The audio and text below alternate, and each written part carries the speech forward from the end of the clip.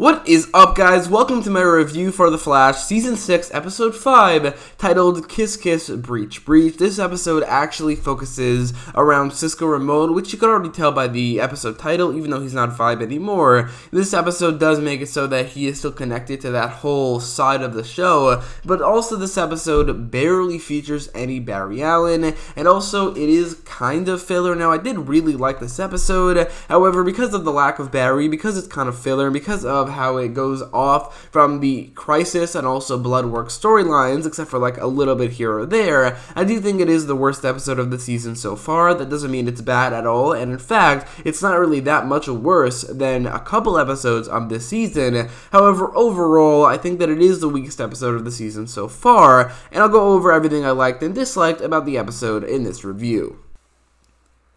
So let's start with the Cisco / Camilla / Breacher storyline that does mainly focus on Cisco. It begins with Cisco being put under arrest in this black and white scene that takes place 12 hours after the episode actually begins, which was an interesting start to the episode because most of the time when they do these things, it's pretty predictable to see how it would get there. But for here, it was honestly, I had no idea, so I thought that it was used fairly well. So then 12 hours earlier, Barry and Iris leave for Tahiti as they go on this 2-day vacation, probably because what's going on with the Crisis, the fact that Barry seems like he's going to die, or he needs to die, they might not ever be able to do it again. Anyway, it does make sense narratively why they left. Like, it does make sense for the sake of this episode and for the sake of the Crisis, but the question is, why did Grant Gustin and Candice Penn not appear in this episode very much? Not narratively, but what was the behind-the-scenes reason? Because literally every single time I could think of that Barry Allen wasn't in an episode very much was because of some behind-the-scenes reason. Like, the one that comes to mind is the 10th episode of Season 5, the first episode of this year, where the episode focused on excess a lot, and Barry was barely in it. He had, like, one action scene, and most of his scenes were in the particle accelerator prison, where he was, like, in, like, 2 or 3 scenes. He didn't have a main role, and that's because Grant Gustin was busy filming the other 2 parts of Elseworlds that weren't a part of The Flash, so that's 2 extra episodes he had to film. The question is, was like the same thing happening here, where he was barely in this episode. He actually had way less screen time here than he did in that episode back in the beginning of this year, and maybe it's because he was filming another episode, maybe either 6, 7, and 8 of this season. Obviously also Crisis on Infinite Earths and those extra episodes, but maybe in the next couple episodes, Barry's going to be in like every single scene, or at least maybe in episodes 7 and 8, maybe he's not going to have any side storylines, so they were a bit busy filming with that one, so he was barely in this one. So other than that, I don't really know why he would be in this episode for such a little amount of time, and I'm talking about like behind the scenes reasons, not narratively, but overall, while it typically makes for an episode that is worse, where an episode it doesn't feature Barry Allen, this one did have a compelling enough storyline to hold up without the main character.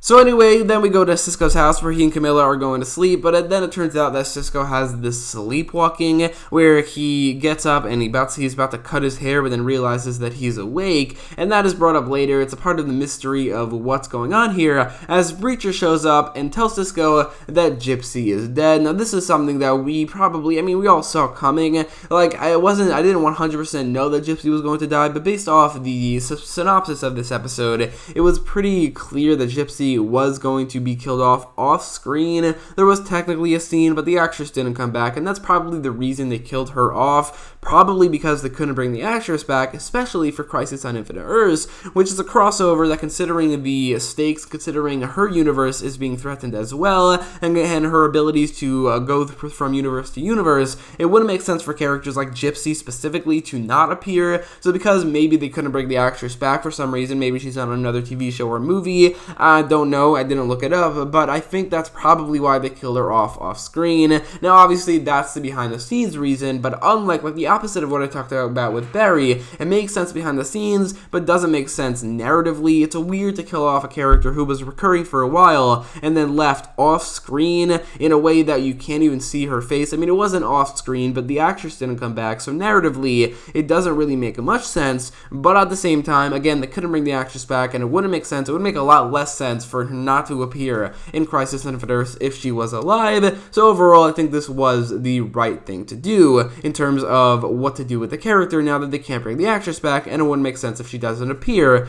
in the Crisis. So then Cisco and Camilla go to Gipsy's crime scene, the murder crime scene, and learn more about the actual murder, which all contributes to the mystery of everything. Also, something that contributes to the mystery is Breacher telling Cisco about the side effects of suppressing his powers. He counters that he didn't suppress them, he actually got rid of them completely, but it does definitely contribute to the mystery because of what we learn later, or what we see later. We see Cisco and Breacher using this artificial vibe machine, and in this scene, which it's a little unbelievable that there's a machine where they can just use it to vibe, so they can basically see anything, anywhere, and like any time. It's a little bit unbelievable, especially since it's technology, and I do think they didn't explain that only people like Breacher and Cisco, people who either have or had vibe abilities, can use it. I think that anybody could use it, which is a little bit unbelievable. The extrapolator from universe to universe, that's fine, but what they have here with the vibe technology, I don't think it's possible. I mean, obviously it's not possible, but I don't think it's believable with how powerful it would make somebody to be able to see anything and anyone at any time. Anyway, in this scene, they actually see Gipsy's murder again. We can't see Gipsy's face, but we do see somebody else's face, and that's Cisco's. And with what Breacher said earlier with the side effects of suppressing vibe abilities, even though he didn't suppress them, he got rid of them, it all contributes to the mystery of what's going on here. It makes the audience, at least personally, I believed, that this was actually Cisco sleepwalking, which was a possibility the entire time. Now, I did think that it was more likely it was Cisco's doppelganger, but even still, I think that it was the fact that there was any question at all, the fact that there was this other Cisco that was obviously the doppelganger, but then they brought up another possibility, and it made me personally believe, hopefully it made the whole audience believe, that maybe it was that other thing, that Cisco was sleepwalking, and that was who killed Gipsy. I think it all ended up being a good storyline in the end. The mystery of it all leading up to the conclusion and the reveal all worked really well, and while this was technically a filler storyline in a filler episode mostly, I still really liked it, and I like that they gave Cisco something to do, which other than him getting rid of his powers and dating Camilla has not been the case. Like, he hasn't been given anything to do really since season 3 ended, and I do think that was good to see in this episode. So then Breacher gives Cisco an hour to get his affairs in order, and one thing I didn't actually mention yet for this review is Breacher himself. He, as a character, I never really liked him very much. In Season 4, the season he appeared in, he was very over the top, and his storylines with Cisco and Gipsy I didn't really think were very good. However, in this episode, he was a lot better than he ever was before, as his reaction to Gipsy's death and also his involvement in the mystery of her murder, I think it all works really well, and he was a lot better here than he ever was before.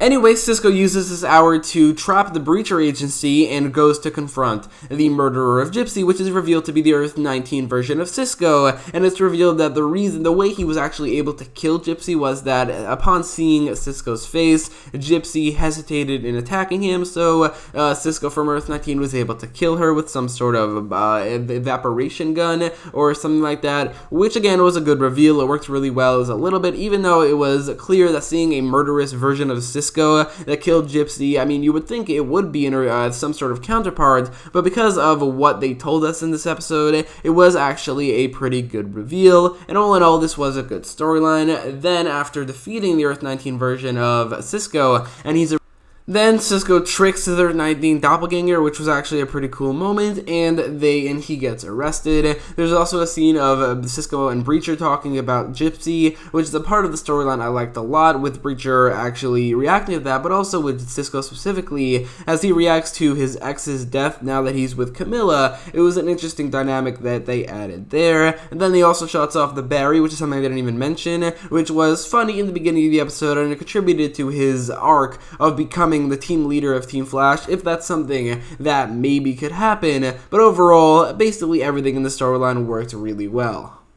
So then there's the Frost / Caitlyn / Bloodwork storyline, which only has 2 scenes. It's very short, and in terms of Bloodwork's involvement in this episode, it wasn't really exactly what I wanted to see. Anyway, Frost talks with Norvok. We haven't seen him in a while. I mean, there's a lot of characters from Season 4 specifically returning, characters that I didn't really like very much, like Norvok and Breacher, and even Amina Black, who's apparently appearing, which I'm not excited for at all, even though it seems like it's actually in the back half of the season. Anyway, so far, Norvok, he barely had an appearance and he was fine, but Breacher was actually pretty good, so I don't think it's possible, but maybe they're actually going to make Amina Black a better character in this season than she was in Season 4.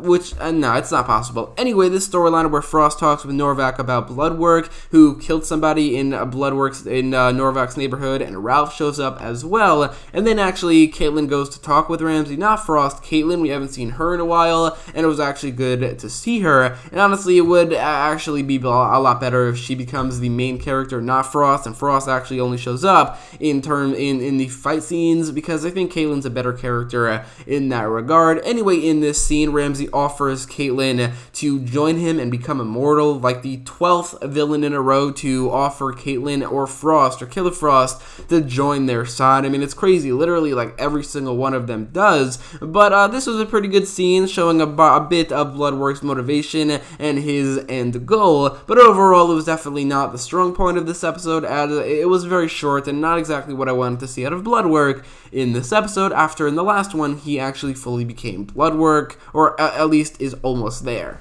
Then there's the Nash / Joe storyline, which was a little bit disappointing. Like, Nash's appearance in this episode, the storyline was very good, but the fact that they didn't resolve what Nash was looking for with the monitor, I mean, it was obviously looking for some sort of Eternium, and based off this episode, it's something that maybe could save Barry's life in the crisis. They didn't actually resolve why the monitor was there and what was going on there, which is a little disappointing, because now we're going to have to wait at least 2 weeks to find out the resolution to that storyline, since episode 6 isn't coming out until 2 weeks after this one. But either way, this storyline was actually pretty good, as Joe and Nash find themselves stuck underground after Nash's technology creates a rock slide, which closes off the exit, and then Nash and Joe have this storyline where they talk to each other. Nash and Joe mainly talk about Joe's faith in people and faith that somebody is gonna come save them, and it all boils down to Joe mentioning that it's about the monitor, the fact that Barry is going to be killed by the monitor. Overall, I thought these scenes were actually pretty good. I mean, the Nash and Joe never really had any talks with each other before. Nash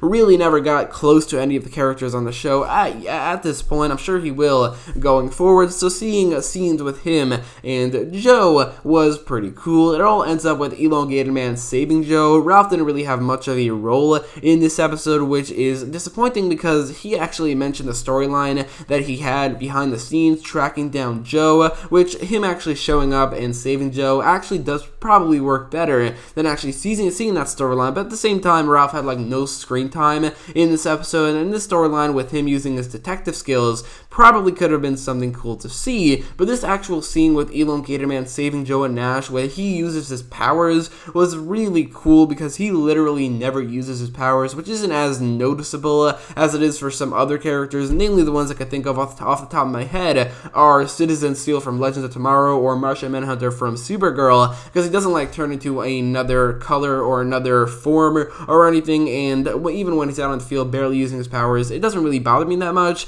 So when we actually do see him actually using his powers, stretching himself out like he does in this storyline at the end, it was really cool to see. And the storyline ends then with Nash saying that he can save Barry, probably using the Eternium, and probably connected to what he saw with the monitor in the last episode, which is very interesting, even if I wanted to see the resolution to that in this episode.